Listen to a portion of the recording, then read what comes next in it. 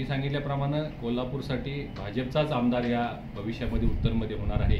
पोटनिवडणुकीमध्ये ही जागा भारतीय जनता पार्टीनं आम्ही ही निवडणूक लढवलेली होती आणि खूप चांगली मतं आम्ही त्या निवडणुकीमध्ये जवळजवळ 80,000 मतं घेतलेले आहेत। त्यामुळं येणाऱ्या विधानसभेमध्ये ही जागा भाजपकडेच असली पाहिजे। महायुतीमध्ये जे दावे प्रतिदावे चाललेले आहेत हे जिवंतपणाचं लक्षण आहे, लोकहिताचं लक्षण दिसते असं माझं मत आहे। कोल्हापूर उत्तरची जागा याच्यावरती माजी आमदार राजेश क्षीरसागर यांनी जो हक्क सांगितला याबाबत आपण प्रश्न विचारलेला आहात। वस्तुस्थिती आहे की राजेश क्षीरसागर साहेब हे 2 वेळा या उत्तरमधून पूर्वी आमदार झालेले होते, त्यामुळे स्वाभाविक आहे की त्यांनी या जागेवर आपला हक्क सांगणं।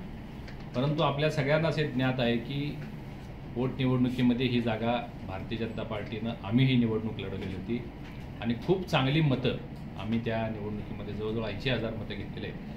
त्यामुळं येणाऱ्या विधानसभेमध्ये ही जागा भाजपकडेच असली पाहिजे ही भूमिका आमची आहे। चेहरा कोण भाजपचा उमेदवार? नाही, उमेदवार आमच्याकडे अनेक आहेत।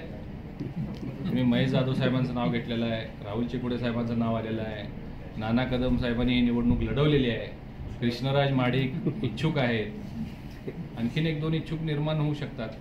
आता हा मी सांगितल्याप्रमाणे कोल्हापूरसाठी भाजपचाच आमदार या भविष्यामध्ये उत्तरमध्ये होणार आहे। उमेदवारी कोणाला द्यायची हा सर्वस्वी निर्णय हा पक्षाचा असेल। मग त्यामध्ये महायुतीचे सर्व नेते निर्णय घेतील, त्यामध्ये सन्मान्य मुख्यमंत्री असतील, सन्मान्य फडणवीस साहेब असतील, सन्मान्य अजितदादा असतील आणि ते ज्या उमेदवाराला उमेदवारी देतील त्याच्या पाठीशी हे सगळे लोक उभे राहतील याची मला खात्री आहे। सर्वे मी अजून पाहिलेला नाही, परंतु तुमच्या मनात जे आहे तोच सर्वेमध्ये नाव आहे।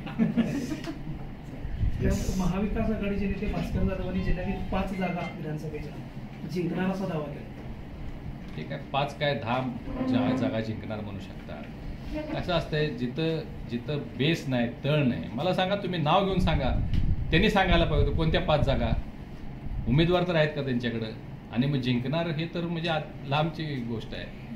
ठीक आहे, ते त्या पक्षाचे नेते आहेत, त्यांची ती भूमिका आहे, परंतु कार्यकर्त्यांना थोडंसं चार्ज करण्यासाठी ते काय बोलले असतील, आपण त्यांच्याबाबत फार काय बोलू नये असं मला वाटतं। अशाच नवनवीन अपडेट पाहण्यासाठी आमच्या KK न्यूज चॅनेलला सबस्क्राईब करा।